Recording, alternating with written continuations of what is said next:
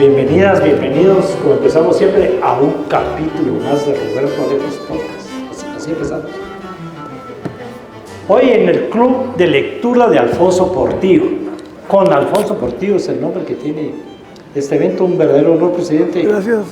Lo decimos todos los días, casa llena, como siempre. La convocatoria del presidente sigue siendo de lo mejor, ¿verdad? Y nos está obligando a leer, ¿sí? El guardián desde el centeno, entre el centeno es el lugar. Hay varias traducciones, ¿verdad? Porque es literatura, es una novela gringa, ¿no, Chapín, verdad? Una novela norteamericana. Vamos a, de verdad, darles las gracias.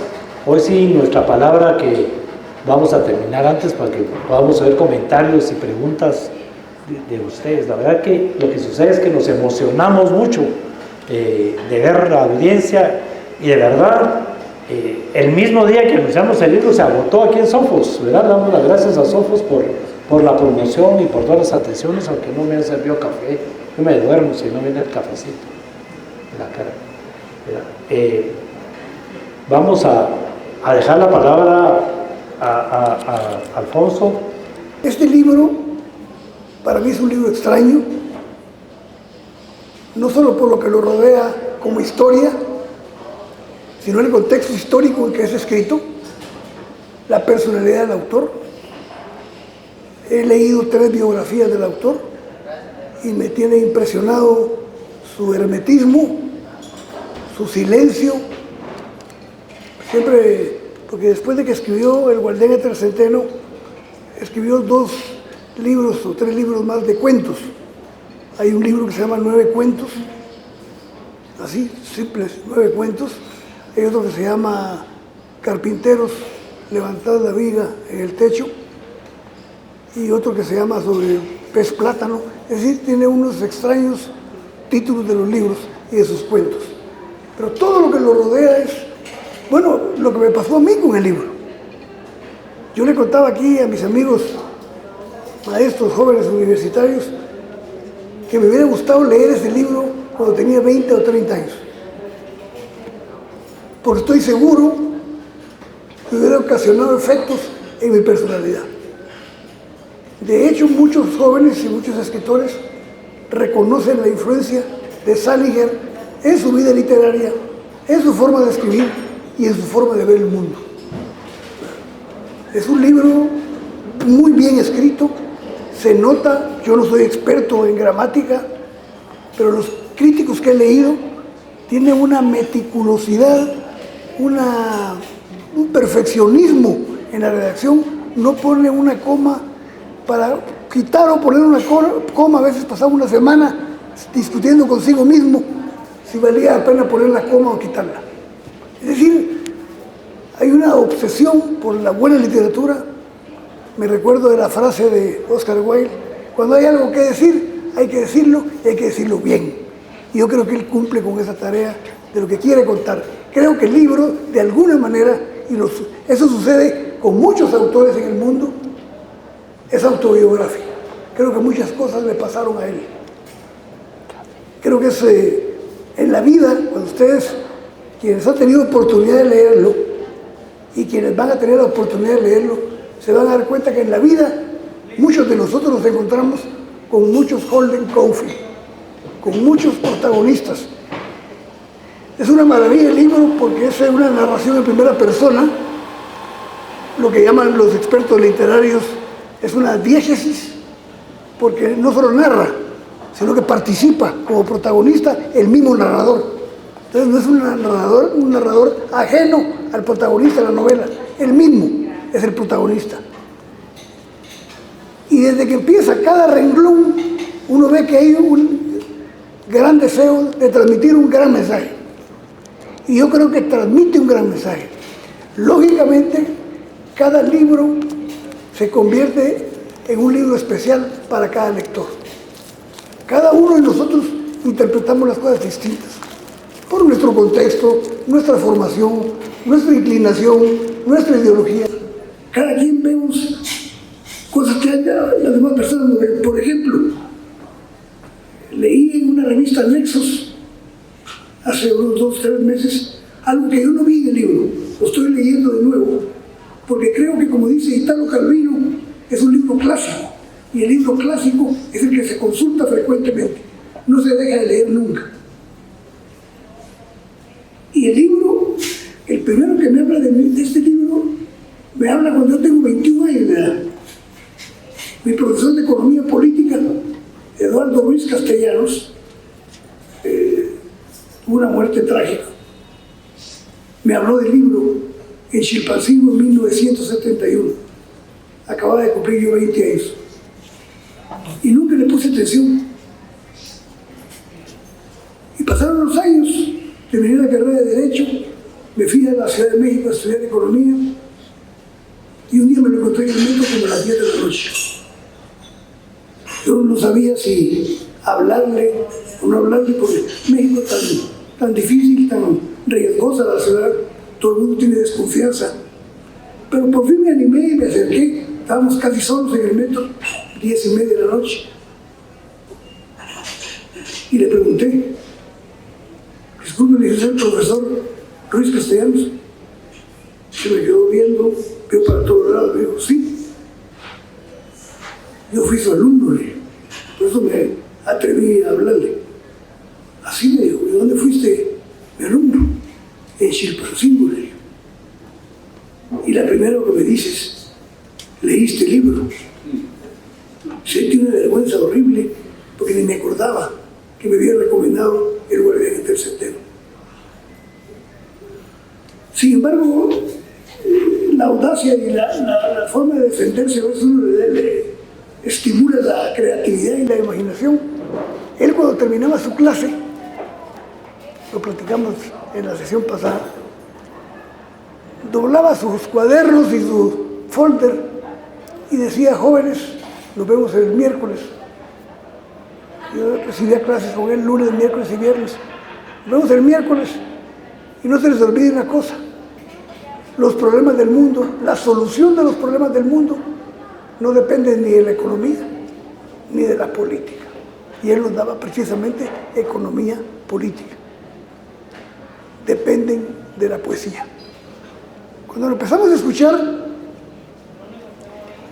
yo tenía 20 años, dije, pues este maestro no está nada bien de la cabeza. Que los problemas del mundo los resolvía la poesía. Con el tiempo lo fui entendiendo. Cuando empecé a estudiar poesía, a leer poesía, a aprender a leer poesía. Y entonces, como para calmar o para hacer un contrapeso o aliviar mi vergüenza, le dije: no he leído el libro, profesor, pero ya entendí la frase que nos decía al final de cada clase. No puedo describir la cara que puso.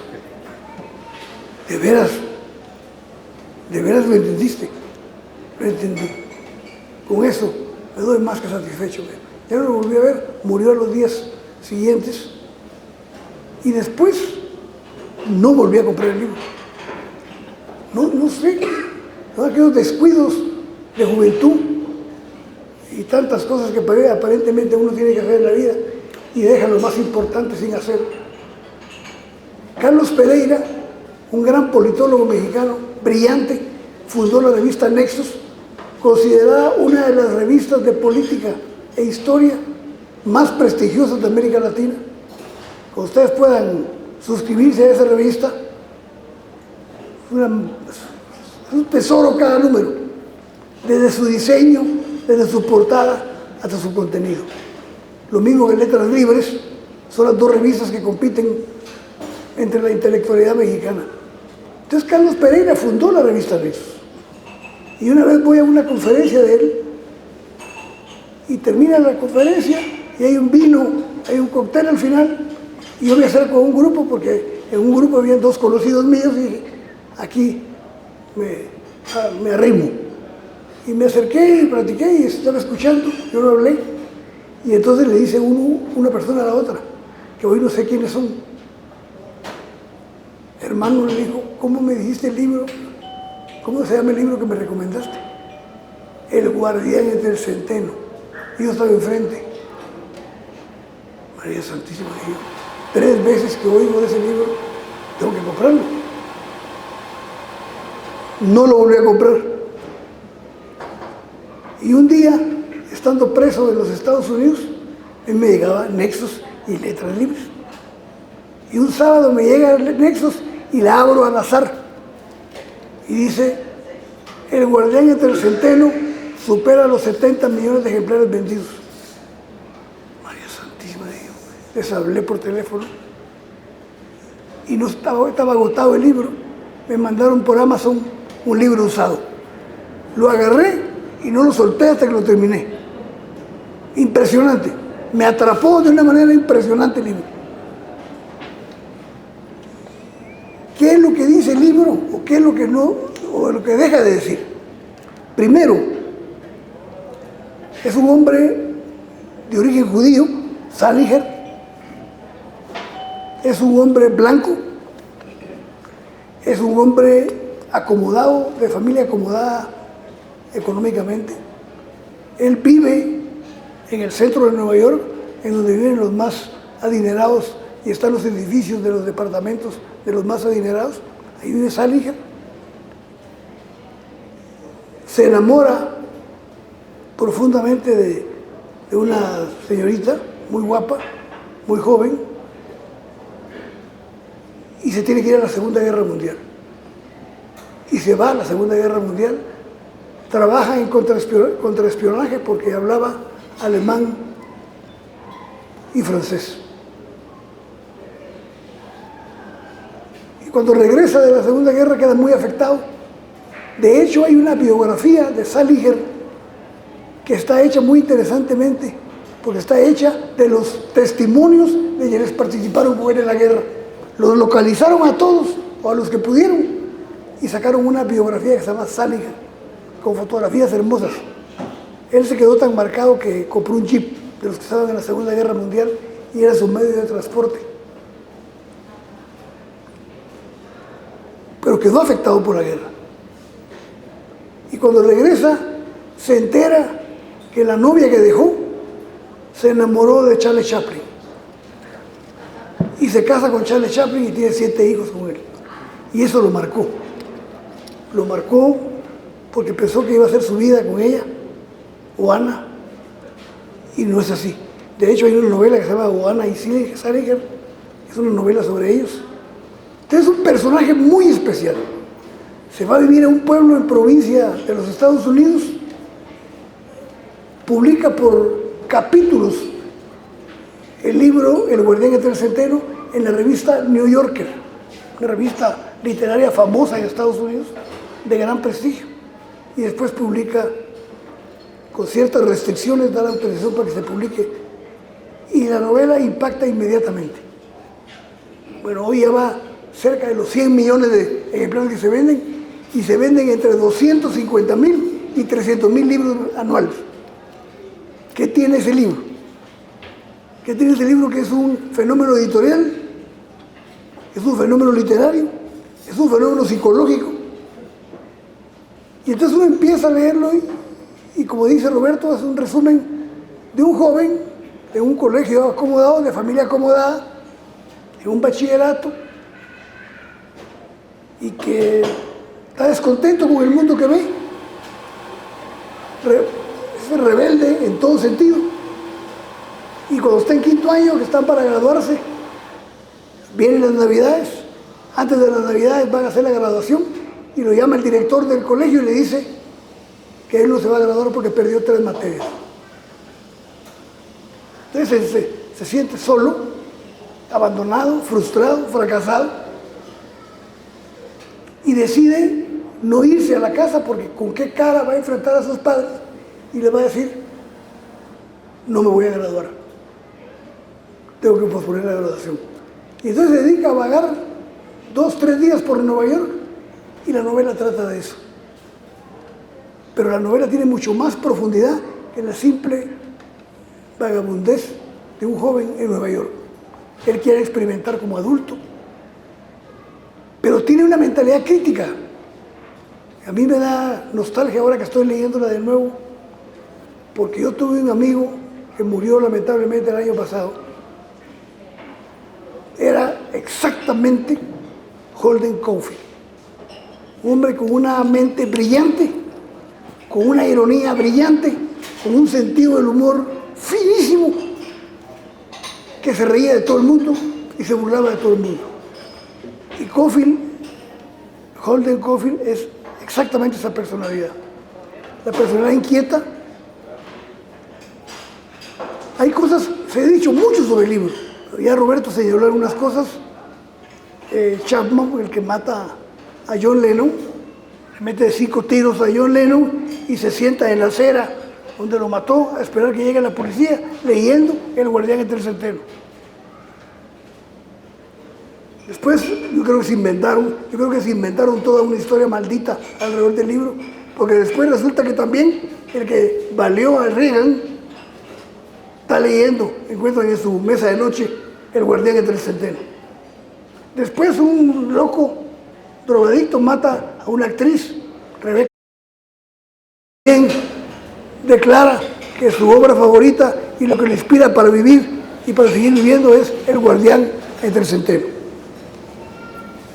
Yo creo que se ha inventado mucho alrededor del libro, pero creo que efectivamente el libro es una de las grandes novelas que sienta un precedente en la historia de la literatura norteamericana.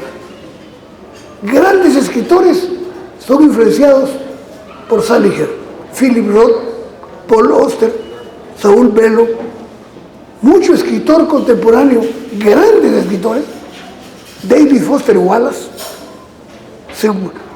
hay influencia de Salinger, un hombre, un genio de la literatura que se ahorca a los 46 años de edad. Es ahí una aureola ahí media extraña. Él se va a Nueva York, pero fíjense ustedes, la vez pasada, y aquí quiero hacer un parangón que quizá vale la pena comentarlo. La vez pasada comentamos, en la sesión pasada, La utilidad de lo inútil, el libro de Lucio Ordine, maestro italiano de literatura y de filosofía. Y una de las cartas que reproduce en su libro, Lucio Ordine, es la carta que Albert Camus, el francés premio Nobel de literatura, le manda a su maestro, Saint-Germain. Una carta bellísima. Ya quisiéramos nosotros como maestro recibir una carta por lo menos parecida, en la que le reconoce que si no hubiera sido por la mano y la visión del maestro, él no fuera lo que es. Aquí hay un parangón empezando la novela, porque antes de irse, yo estoy interpretando algunas cosas, porque todo el mundo ha hecho interpretaciones caprichosas, a veces certeras, a veces apegadas a la realidad y a veces también con mucha inventiva. Decide despedirse de uno de sus maestros y va a la casa del maestro que vive cerca del campus, y es el maestro de historia. Fíjense qué interesante, de historia. Lo que se repite, el pasado, lo que pesa en el presente, lo que permite proyectarse para el futuro. Y él espera, estoy segurísimo por el diálogo que se da entre ellos, tan hermoso, que él acude al maestro de historia, porque es el que más confía, es la materia que más le gusta, pero además cree que va a escuchar al maestro decir: déjame hablar con el director para ver cómo nos arreglamos para que no te expulsen. Y no tiene esa respuesta. Sale desolado. El maestro le acaba de dar una gripe tremenda, está todo enfermo y con Vic por todos lados. Y él se va triste. Empieza a sentir la soledad que él lo espera más adelante. Pero es un hombre muy sincero. No le gusta la hipocresía. Viene caminando de la casa del profesor y ve una gran pancarta, como las vallas de aquí en las carreteras de Guatemala, en que anuncian al colegio en que él está. Y lo anuncian con un hombre jugando al polo montado en su caballo. Y se le queda viendo la pancarta y dice: en mi vida he visto un pinche caballo aquí en mi centro de estudios. Como que de jugar polo vienen los estudiantes. Y dice un letrero en la pancarta, dice: desde 1888 formando hombres capaces con mente clara. Y dice mente clara. Ni uno he visto yo con mente clara. Entonces ve negativo todo. Y va a una conferencia, se aburre en las conferencias, se va del centro universitario, de la escuela, el día que hay un partido de fútbol americano que define la clasificación al interuniversitario. A él no le interesa el fútbol, se ríe del fútbol americano, se ríe de los actos y de las conferencias. Dice, está sentado oyendo una conferencia, un discurso de un empresario y dice, partida de hipócritas. Este empresario le dieron la cátedra porque coopera mensualmente con el instituto, da pisto mensualmente, entonces le dieron la cátedra para que se sienta orgulloso. Y no tardan, si dan más dinero, dice, en ponerle el nombre a un aula, el nombre de él. Porque así son estos colegios, dice. El colegio en el que estoy, no sé qué se le pierde. Y es increíble cómo pasan las cosas. Cada vez que los colegios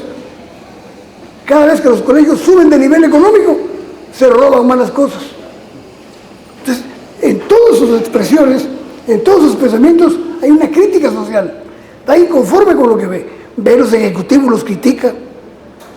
Ve a sus compañeros, a todos, los desnuda completamente porque es descriptivo por excelencia y brillante. Y trata de burlarse de todo el mundo y de reírse de todo el mundo. Pero tiene una gran soledad, tiene un gran dolor, y es que el hermano pequeño, ellos son 4, la hermanita que tiene 11, Phoebe, el hermano mayor que trabaja, que cree que es una prostituta porque alquila su pluma para guiones en Hollywood, para hacer películas. Entonces se está prostituyendo para comprar carros del año. No está de acuerdo con el hermano. Y toda la imagen de él, del hermano, la exacerba positivamente. Si estuviera vivo mi hermano, no hubiera pasado esto.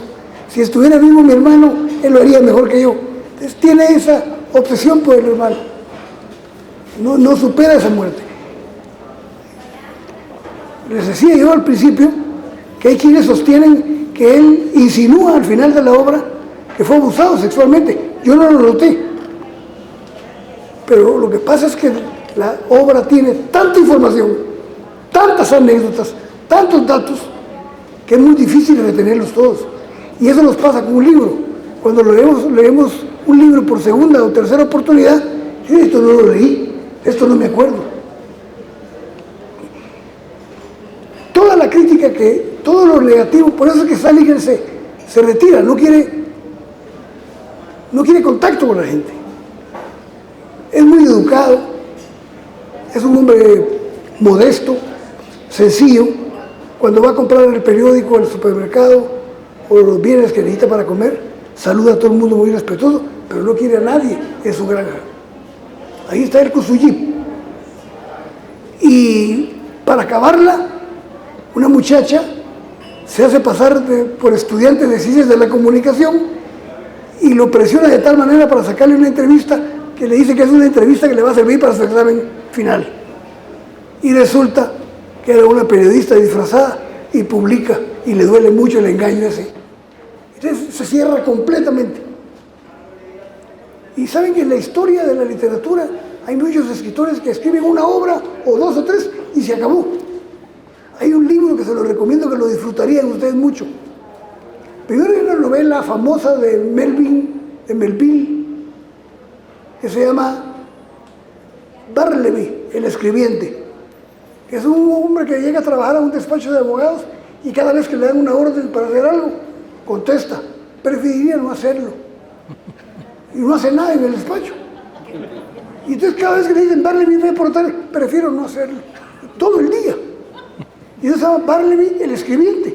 Bueno, pues hay un libro de Vila Matas, Enrique Vila Matas, que se llama Bartleby y compañía. Y analiza todos los escritores que publicaron una sola cosa y ya no publicaron. Juan Rulfo es un ejemplo.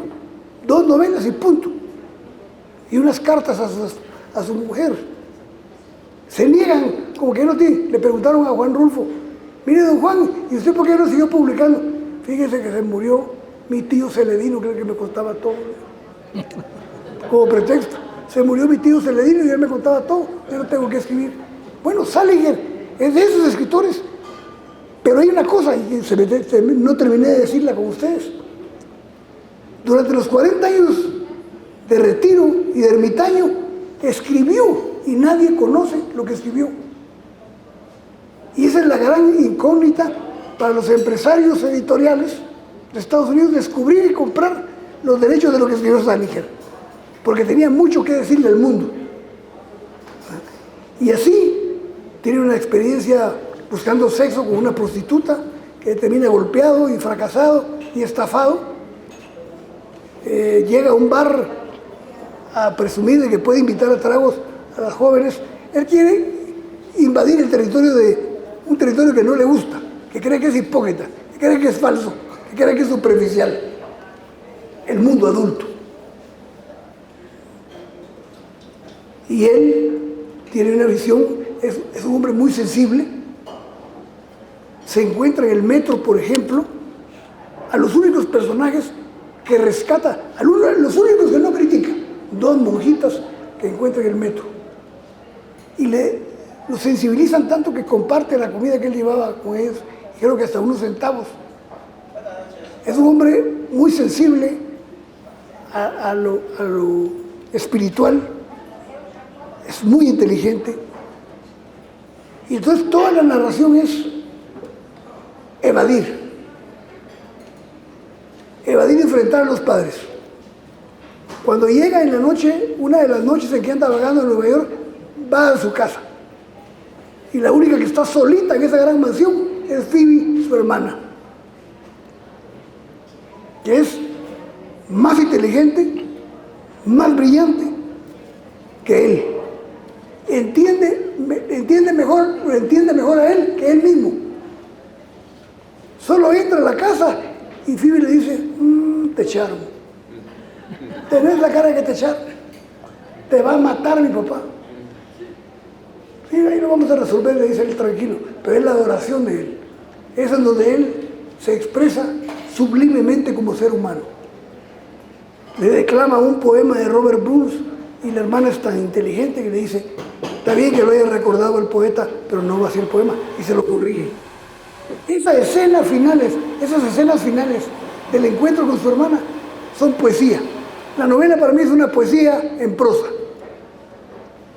que habla de la historia, que habla de la sociedad norteamericana. Los padres están ausentes, quizás los padres tampoco pudieron superar la muerte del hijo, pero hay un abandono de él, ¿verdad? Todos hemos vivido de alguna manera. Miren, yo hoy practicando con mi hermana yo viví lo de Holden. En tercer año de secundaria estudié yo en La Salle, en Chiquimula, y llegué un día de una fiesta a la casa de Zacapa. Yo estaba estudiando en Chiquimula, pero viví en Zacapa.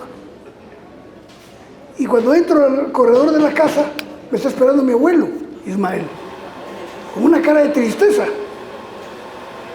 Ya habían llegado los resultados de fin de año del ciclo escolar de La Salle. Y ya le había llegado a él. Y me dice, ya supo cómo le fue en tercer año de básico. No, papá, le dije. 5 reprobó, me dijo. Así me hizo la mano. Sentí una calamidad. Y por eso me acuerdo y me identifico tanto con el protagonista, con Holden, ¿verdad? Lógicamente quien nos gana el corazón es la hermana. Pero ¿por qué tienen que leerla? ¿Por qué pienso yo que hay que leerla? Hay que leerla varias veces.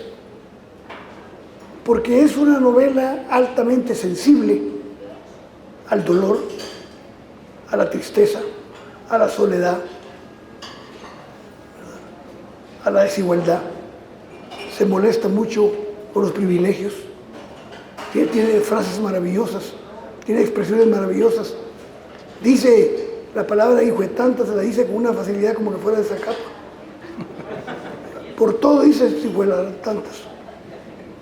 Pero es auténtico, es un personaje auténtico Es un personaje que expresa lo que muchos o la mayoría de nosotros hemos pasado. El cambio, el dar el salto a la edad adulta y enfrentar un mundo que no nos satisface en nada. Dice que odia el cine porque es falso. Pero el personaje critica a la sociedad norteamericana de una manera abierta, el materialismo de la sociedad, la pobreza intelectual, cómo se burla de los compañeros que no son muy inteligentes y que solo presumen su físico. Se burla de la enseñanza, está en contra de la enseñanza tradicional, no está conforme con la forma que enseñan. Casi no lo dice, pero lo da a entender en algunas frases cuando dice que la educación no nos está formando para pensar, sino que nos quieren meter lo que debemos pensar. Entonces, es una novela maravillosa. Les digo que va para los 100 millones de ejemplares vendidos. Creo que tuvo más impacto para toda la juventud. Fue primero prohibida por todo ese maleficio que la rodeó a la novela. Ahora es obligatoria en las escuelas secundarias de Estados Unidos por el gran mensaje que tiene, la gran profundidad. Y Estados Unidos siempre ha tenido desaciertos en la definición de políticas de educación. Yo recuerdo hace años haber leído, por ejemplo, que un secretario de Educación de Estados Unidos prohibió las obras de Mark Twain, que porque el negro era el que hacía el papel más despreciable de sus novelas y que por lo tanto Mark Twain era racista. Y hubo toda una discusión, todo un debate intelectual mediante el cual le demostraron que no era racista, sino que lo que explicaba Mark Twain, lo que hacía era reflejar en sus novelas la realidad que veía todos los días. Como dijo un día Mark Twain, ni modo que iba a escribir que los negros eran tratados como reyes, si la realidad es que eran tratados con desprecio y con racismo, ¿verdad? Y con desigualdad.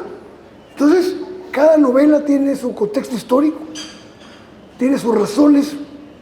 Por eso cuando dice Roberto que a mí me gusta leer no solo autores definitivos, sino su vida. Por ejemplo, estoy leyendo la vida de Philip Roth, que es un novelista, yo no sé cómo no le dieron el Nobel. Philip Roth, un nacido en Nueva Jersey, qué escritor, lo van a disfrutar. Tiene como 14 novelas. Y tiene una novela que se llama La Mancha Humana, que es verdaderamente espléndida. Paul Auster. Entonces, creo que salimos distintos del libro, salimos fortalecidos. Voy a decir una cosa que a lo mejor es medio aventurado. Salimos con esperanza. El libro da esperanza. A pesar de que es una tragedia la que está describiendo el protagonista, da esperanza de la gente que puede pensar, de la gente que puede hacer la diferencia y la gente que puede preocuparse por el otro, por el que está enfrente. Yo creo que vale la pena leerla y no voy a hablar tanto porque la vez pasada nos llevamos 2 horas y no dejamos hablar a ninguno de ustedes. Así que yo aquí me quedo para que podamos tal vez darle discusión a algunos temas y muchas gracias por haber venido.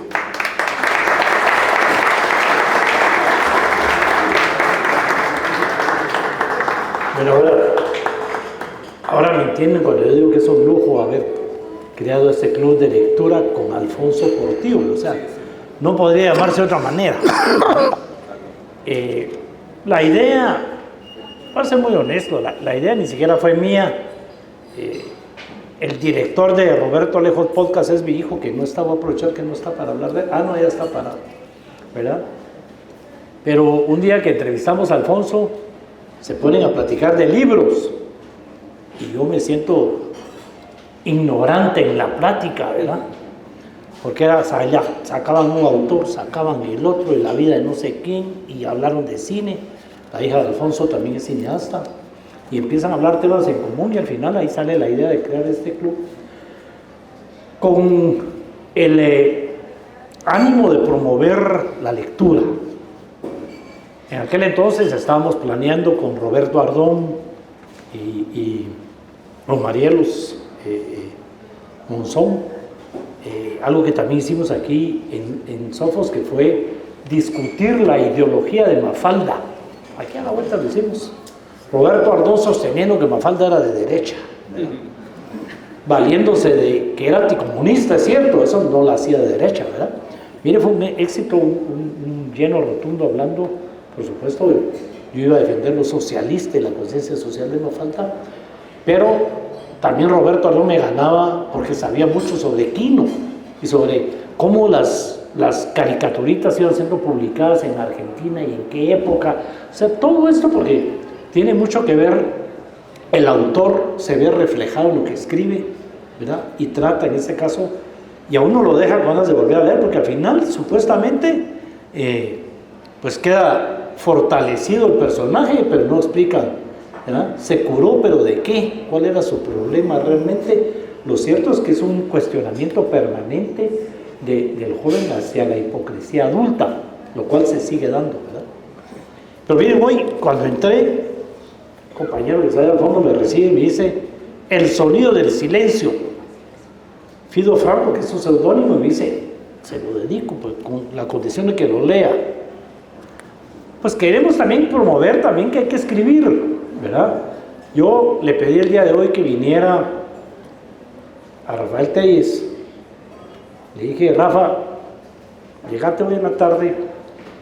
Fíjense ustedes que cuando hicimos la Constitución, cada vez que terminaba una sesión plenaria, Rafael Telles García, representante de Sololá, aunque no haya nacido en Sololá, salía corriendo a una máquina de escribir y escribía una columna sobre la sesión plenaria que se publicaba en La Hora. Por eso corría, porque la tenía que entregar rápido por la impresión que La Hora salía en la tarde.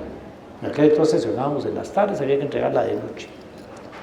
Una constituyente que yo viví, literalmente escrita por alguien que la vivió. Se publicaba en el diario La Hora y un día dice: mire, Patojo, ayúdeme a volver libro de esas columnas. Y que paz descanse, le hablamos a una taquígrafa, Ligia García, para que pasara las columnas en limpio y las pusiera. Salieron 4 tomos de una constituyente que yo vi. Lo pusimos a la venta hace poco a través de Caminemos y no se ha vendido.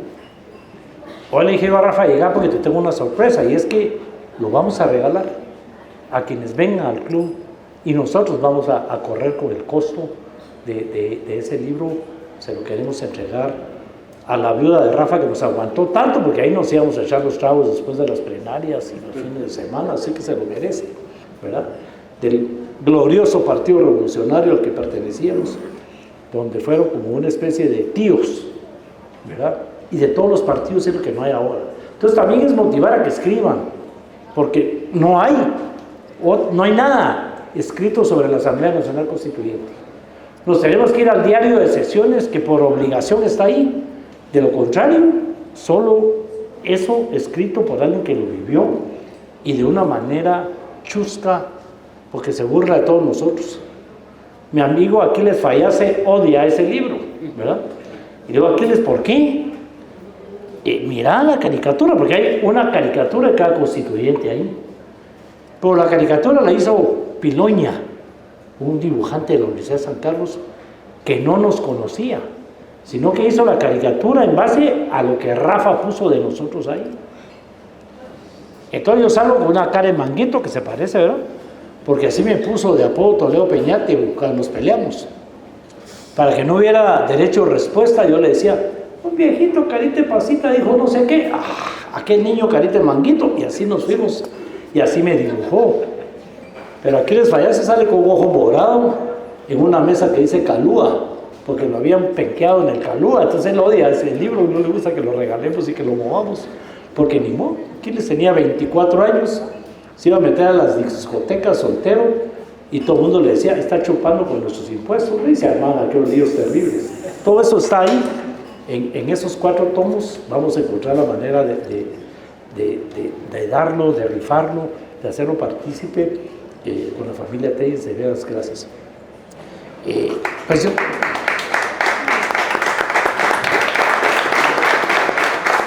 me quedo, porque si yo hablo del libro me pongo peor, pero yo creo que tenemos un montón de dudas, porque yo es primera vez que lo ojeo. Así que les damos la palabra para que puedan comentar, hacer preguntas, de todo. Aquí viene la jefa, ¿verdad? Se lleva el micrófono de Alfonso, que es el que más habla. Vale, ¿verdad? Vamos a dar espacio para consultas y comentarios. Tengo una por acá, que pueden levantar la mano. Bueno, vamos a iniciar dos por acá.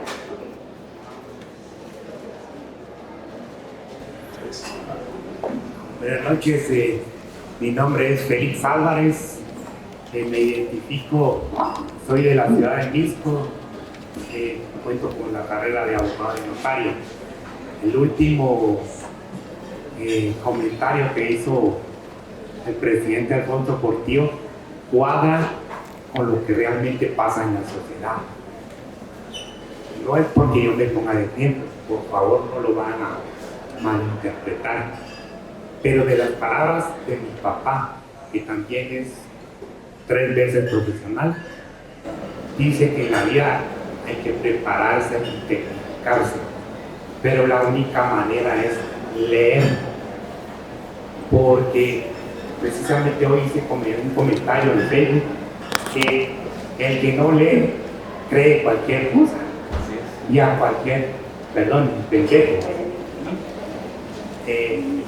Como conclusión les digo, el prepararme me hizo ser diferente y en el lugar que, como es mi profesión, en el lugar que yo busque a las personas, gracias a Dios, las personas se acogen conmigo a la oficina.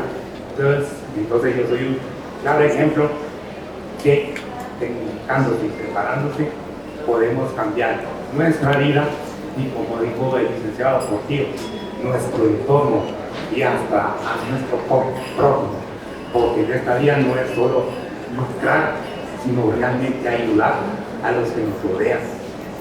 Gracias. Muchas gracias. Hombre, gracias a tu persona. Ahorita le doy el micrófono, Alfonso, porque el tema de no solo lucrar tiene que ver con el libro del mes pasado de la utilidad de lo inútil. Ese fue el enfoque. Y nos inspiramos en Mafalda cuando creamos esto, y Mafalda lo dice. Lo malo del que no lee es que se tiene que creer lo que le cuentan. Y ese es el tema. ¿Quieres comentar algo? Muchas gracias por tu comentario. Ahí en la novela está llena de símbolos. Primero, quienes no lo han leído van a tener la garantía que van a disfrutar de punta a punta la novela. Se van a reír solos, van a ver el ingenio, la creatividad, el sentido del humor. Hay cosas, por ejemplo, tiene una obsesión Holden, y es que cuando llega el invierno en Nueva York, que se congela todo, ¿a dónde se van los patos que estaban en el lago? ¿A dónde se irán los patos? Yo creo que lo sabe. Él sabe que emigran buscando mejores climas mientras pasa el frío en Nueva York, pero insiste, ¿dónde se van los patos? El mismo título del libro, raro, El guardián entre el centeno, porque él le cuenta a su hermana: yo tengo un sueño reiterativo, yo tengo un sueño en el que están los niños jugando en un campo de centeno. ¿Por qué centeno? Un campo de centeno. Y los niños juegan tan alocados que no se dan cuenta que donde termina el terreno que está sembrado de centeno, hay un precipicio, hay un abismo. Entonces él sueña en ser el guardián entre el centeno para que los niños no se vayan en el precipicio.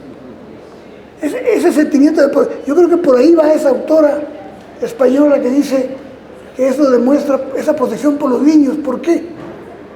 Porque esa nostalgia, porque esa tristeza y ese malestar constante que tiene Holden en su vida, ¿verdad? Él trata de evadir, trata de no enfrentar muchas cosas y encuentra la salvación en su hermana. La hermanita lo salva. La hermanita le dice lo que tiene que definirse, y de hecho ella le dice: me voy contigo. Hay una escena tan maravillosa que lo hace llorar a uno, Cuando van caminando en una calle, cada quien en la acera, uno en la acera de la izquierda, el otro en la acera de la derecha. Y ella va caminando con el pie derecho arriba de la acera y el pie izquierdo abajo de la acera, como chequeando. Y entonces van platicando, le dice, yo me voy contigo, dime dónde. Él como que quiere irse a California, pero finalmente parece que no se va, porque toda la narración aparentemente lo está haciendo de una sala de un hospital, un salón de un hospital. Tiene una garantía de que van a estar invitados a leerla siempre, a consultarla, aunque sea un capítulo. Ese capítulo de las monjas es maravilloso. Es los únicos personajes que encuentro desinteresados, amorosos, justos, humildes, sencillos, con una vida dedicada a los demás. Él siempre trata de ponerse en los zapatos de los demás, que es algo que nos falla a nosotros. Ese es un mensaje clarísimo en la novela. No juzgar a nadie, sino tratar de ponerse primero en los zapatos de quien juzgamos, para tener otra perspectiva, ¿verdad? Yo estoy segurísimo que ustedes van a disfrutar. Yo sé que muchos que están aquí han leído la novela. Me gustaría oír la opinión de ustedes, porque nos enriquecemos todos. Muchas cosas que se nos van a nosotros, a ustedes tal vez no. Por ejemplo, tú me hiciste una observación muy interesante, filosófica, el amigo de Juan Pablo, Reinaldo. Me gustaría que lo dijera Reinaldo.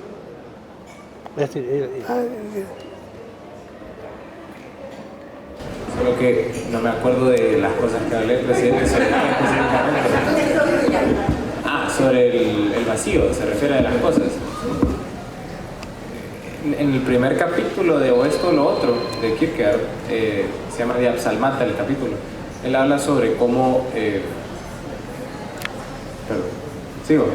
Él habla sobre cómo se siente como un payaso que está en la parte de atrás del teatro y se está incendiando y sale corriendo y empieza a decirle a todo el mundo que el teatro se está quemando y todo el mundo se ríe. Creo yo que con respecto al tema del vacío, el tema de todas estas autores posguerra, Antoine de Saint-Exupéry, Simone Weil, Camus, como lo nombraba usted, o en este caso Salinger, tienen que dar una respuesta a ese absurdo que encuentran después de la guerra. Y la interpretación que le doy yo a esto de que, bueno, digamos, al ambiente vacío que encuentra,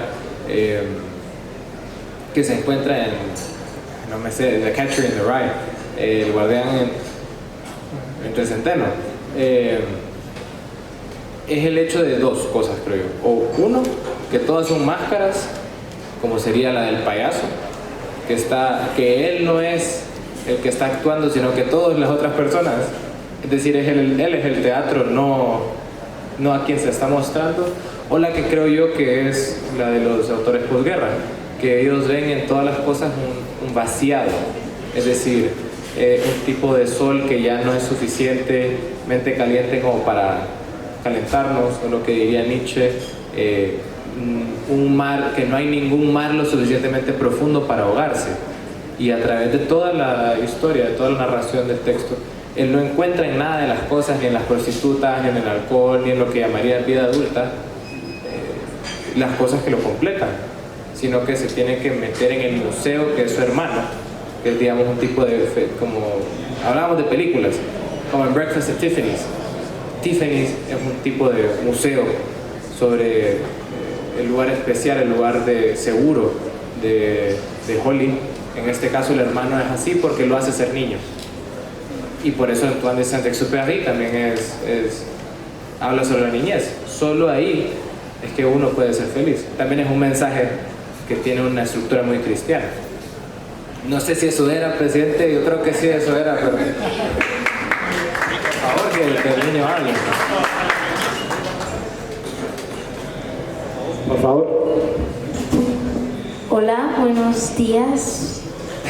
Perdón, buenas noches. Ya sé que nadie me conoce, me llamo Dominic, tengo 12 años, estudio en el Evelyn Rogers. Me recuerdo hace un mes, vine para ver el libro de la utilidad de lo inútil.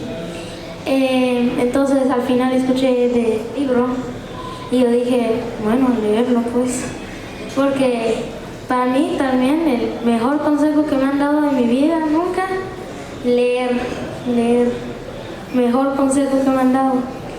Entonces me puse a buscar el libro con mi papá y al final sí me dio mi mensaje importantísimo de cómo es la gente hoy en día y pues eso.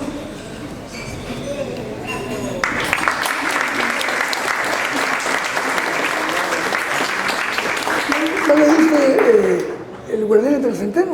Sí. ¿Ya lo leíste? Lo compró hace un mes cuando vino. ¿Este? Sí. ¿A dónde te iba a regalar este? Quiero dártelo. Muy bonito lo que dijiste. Y cierto. Vamos a continuar con la siguiente intervención que nos había pedido. Puedes filmar. ¿Tu nombre es? Dominic. Dominique. Pinot. Pinot. ¿Alguien más? Brian. Que te oigan que esté firmando ese, no. No estamos tan viejitos, ¿no? Dale. Ahorita ya me siento intimidado ante estas dos lumbreras, hombre. Presidente y también presidente, 3 veces del Congreso. Qué envidia también. Yo no había entendido en su momento, dije, bueno, ¿por qué la utilidad de lo inútil pasar al Guardián entre el Centeno? Y ahora entiendo que van bastante de la mano, si no es que hablan casi que de lo mismo, pero desde perspectivas distintas. Y ahorita que el gran Reinaldo, de cabeza brillante, mencionaba también el Principito, también va muy de la mano con este texto, sobre todo porque hemos perdido la conexión entre los seres humanos, sobre todo en esta era digital donde todo es tan frívolo, donde importa el mercado, donde importan los likes, donde importan las visualizaciones, y donde hay personas que por likes y visualizaciones también creen que son capaces de ahora dirigir las riendas del mundo también. Pero Holden me recordaba a una de las primeras páginas de un libro más brillante que he leído, es Conversación en la Catedral, de Mario Vargas Llosa, donde Santiago Zabalita se pregunta que en qué momento se jodió el Perú. Y él lo reflexionaba sobre él porque decía, es que él era como el Perú, él también se había jodido, pero ¿en qué momento? Y lo mismo le había pasado a Holden, se había jodido, pero ¿en qué momento? Y esto lo tomo de la mano con que acabamos de pasar del mes de la juventud de agosto y estamos ahora en el mes de la prevención del suicidio, en septiembre. Y una de las cosas que más me impacta de Holden es cuando contrata a la prostituta porque él quería hablar, él se quería sentir escuchado, él estaba solo. Estamos en un mundo donde ahora estamos tanto en pantallas consumiendo que nos olvidamos de escuchar, y como diría Antoine de Saint-Exupéry en El Principito, ya no creamos lazos. Hemos dejado de escuchar el uno del otro y eso nos ha afectado profundamente. Hace poco leí un estudio de que como por ejemplo aquí en Guatemala y en Latinoamérica no se crean espacios de recreación, sino que se crean centros comerciales para que vayamos a consumir. Y nos hemos olvidado de lo que se siente echarse una tacita de café y no se vale, ¿verdad? Que hayamos olvidado todo eso. Entonces, ¿cuáles son esas reflexiones para que nos dan nosotros los jóvenes y en general a todos, tomando en cuenta esto que yo les mencionaba y sobre todo también de ser ese guardián entre el centeno? Yo ahorita que veía el consejo y las palabras sabias acá de ¿cuál es su nombre? De Dominic, que decía, el mejor consejo que me han dado es leer, y lo que usted mencionaba con el libro de la utilidad de lo inútil me motivó a leer este. Definitivamente eso también yo lo veo como ser un guardián entre el centeno, de que antes de venir a este precipicio donde es la vida adulta, te advierto, quiero ser ese guardián entre el centeno. Gracias.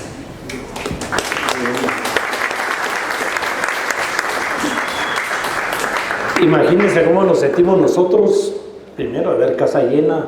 De verdad, muchas gracias a Faisán Estudio, que es quien nos promueve y produce, a Sofos, que nos da el espacio y todo el apoyo logístico. Vamos a tener un vinito cortesía al final. Y hoy, gracias a la familia Telles, vamos a llegar a un acuerdo ahí para poder sortear entre los que siguen a Roberto Lejos Podcast estos 4 tomos. Algunos solo hay 3, otros 2, porque nos los robamos de la vieja biblioteca del diputado Telles, que estaba ahí abandonada, para sacarle provecho al tema. Pero imagínense escuchar a Dominic, de 12 años, decir que vino el mes pasado, que compró el libro, lo leyó, dice que es el mejor consejo que le han dado, y aquí está opinando sobre el tema. ¿Qué más podemos pedir, presidente? Sí. ¿Verdad? No, es una maravilla. Te felicito, Dominic. Y el camino es leer. Puedes lograr cualquier cosa en la vida leyendo. Puedes lograrlo de otra manera, pero la mejor manera es leyendo, cultivándose. Hay escenas, cuando yo leí la vida, Salinger tuvo sus crisis muy duras. Salinger tuvo un día, las 24 horas encerrado en un cuarto con la 45 en la mano, listo para dispararse, y no lo hizo. Es decir, él entró en una gran crisis existencial, ¿verdad? Y muy bueno lo que comentaste, Brian, porque dicen, ¿por qué los libros aparentemente tan distintos? El primer libro que discutimos y que comentamos sobre la tiranía, de Timothy Snyder, un maestro de Yale y de Harvard, que miren lo que es la vida. Hace 2 meses tuvo que irse de Estados Unidos, se lo llevó a la Universidad de Canadá, porque no puede vivir por la presión del gobierno de Trump.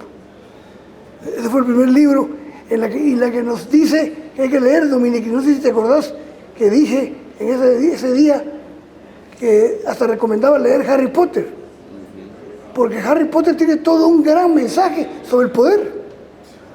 Y nosotros nos divertimos, pero no le vemos la esencia. Por ejemplo, Shakespeare. Bueno, Holden habla de Romeo y Julieta y del personaje que admira, que es más importante para él que el mismo Romeo y la misma Julieta. Como un niño de 16 años leyendo a Shakespeare, que no es fácil. Y hoy se ha descubierto en Oxford por el maestro Glenbard, que se llama El libro del tirano, aquí lo venden, que hacen una recopilación de todas las alusiones que Shakespeare hace sobre el poder y la crítica al poder autoritario. Pero Shakespeare es tan inteligente que no habla con ejemplos de ahorita, en el momento que él está viviendo, 1500, sino que se remonta a 500 años antes.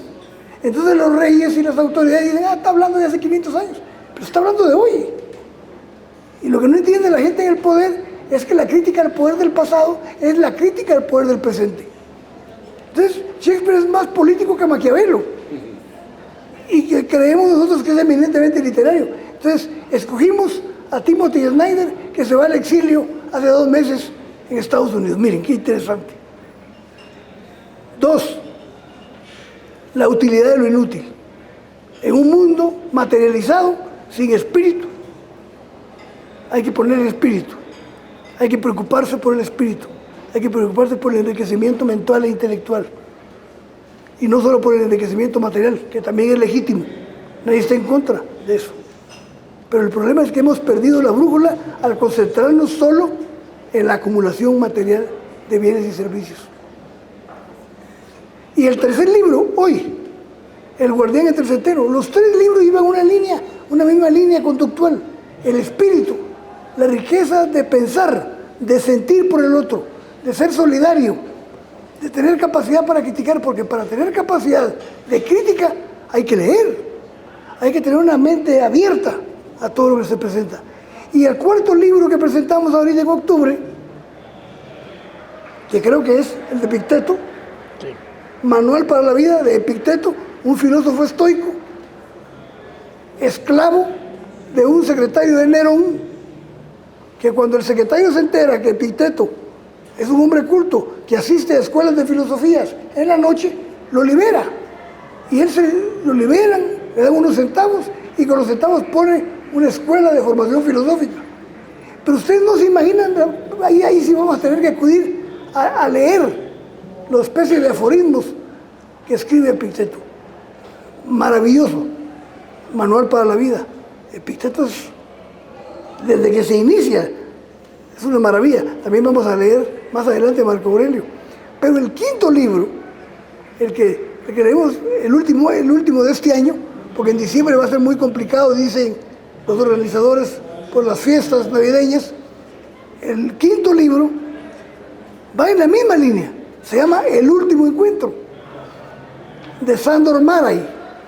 Sándor Márai es un escritor que se suicidó en 1989 porque no lo dejaron, el Partido Comunista Húngaro no lo dejó publicar ninguna obra en Hungría.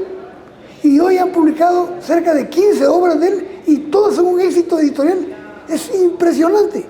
No hay, para mí es un poema a la amistad, El último encuentro. Es una maravilla, ¿no? Esa la vamos a disfrutar. Vamos a tener que leer citas directamente del libro, porque sin leerlas difícilmente lo vamos a entender. Pero es un homenaje a la amistad, de lo que es la verdadera amistad. Es Sándor Márai, que tiene una barbaridad de libros. ¿Ah? Tiene El divorcio en Buda, tiene La mujer justa, tiene Memorias de un burgués, Lo que no he querido decir. ¿Qué escritor? Y un régimen autoritario que no permite la libertad, no le permitió ver el éxito que hoy es en el mundo entero. En el mundo entero. Vamos a tener que leer más adelante a Irene Nemirovsky, una mujer de origen judío que murió en un campo de concentración y que sus hijas encontraron sus obras en cajas abandonadas. Es decir, por eso la literatura da esperanza. Por eso creo que la literatura, miren lo que decía Luis Cardoso y Aragón, nuestro gran antigüeño. Qué frase más hermosa. Dice, la poesía es la única prueba concreta de la existencia del hombre. Qué belleza. Y hoy lo que hemos perdido, el canto a la naturaleza. Hoy le contaba yo a mis amigos aquí que un niño de 12 años, Dominique, ¿qué edad tenés? Sí. 12. Un niño de tu edad, de Tabasco, México, participó en un concurso mundial de haiku, el poema breve japonés, y se lo ganó y se lo llevaron con toda mi familia a Japón. Y escribió, el haiku dice, amo la lluvia cuando besa la tierra, siembra su aroma. Eso es todo. Y se gana el primer lugar del mundo. Más allá del haiku y de lo bonito del haiku y de lo profundo dedicado a la naturaleza, ¿qué expresa eso? Que no podemos perder la fe en el ser humano.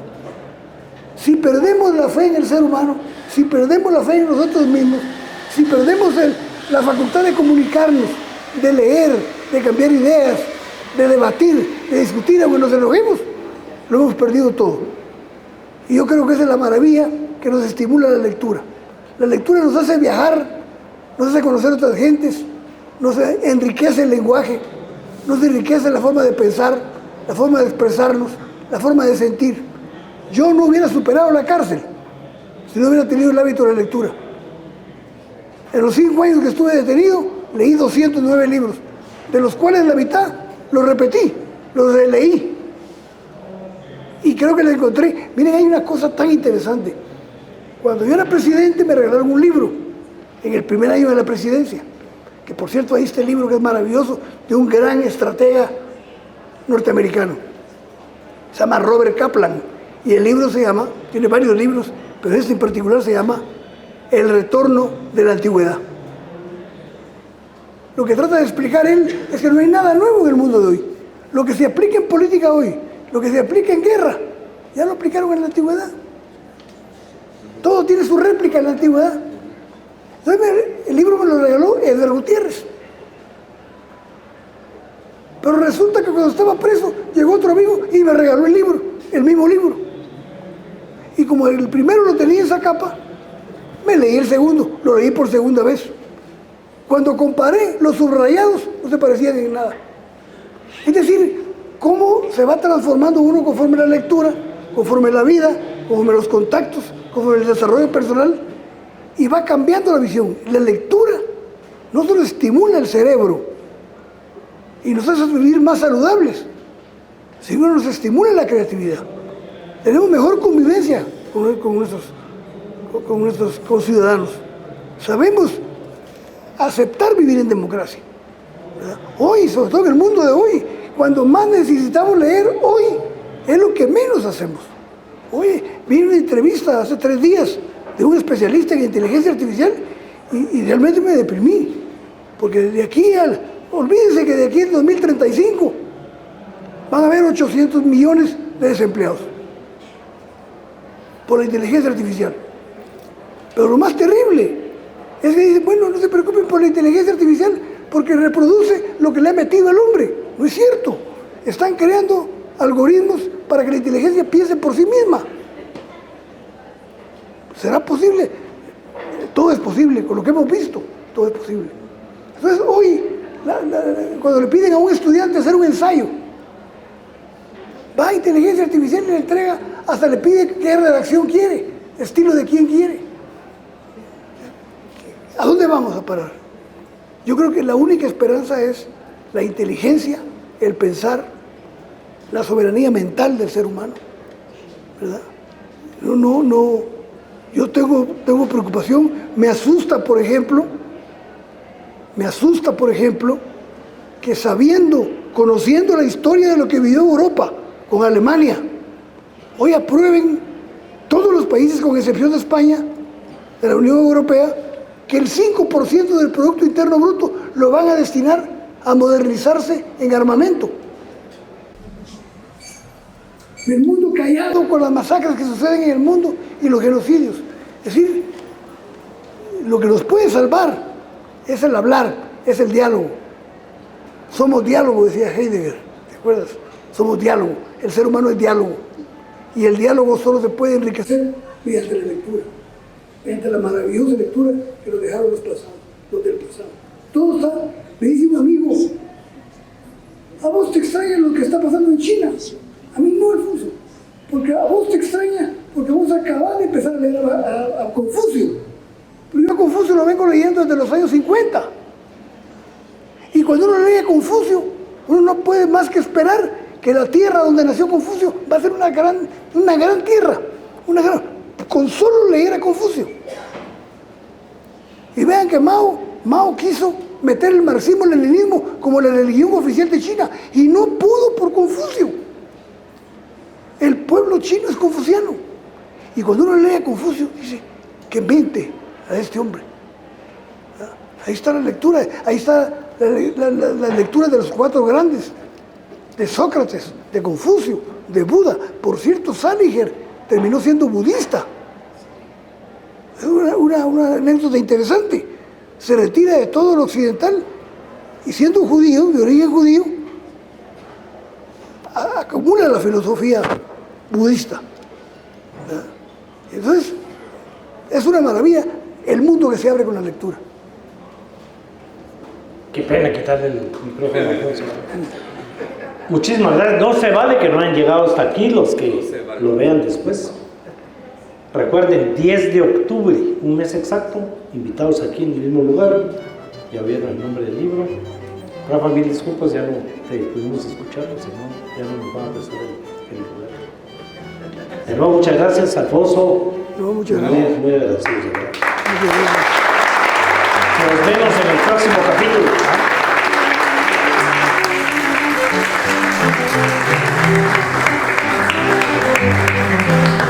De parte de Sofos, les damos las gracias por su participación en este evento y los esperamos el próximo mes para continuar con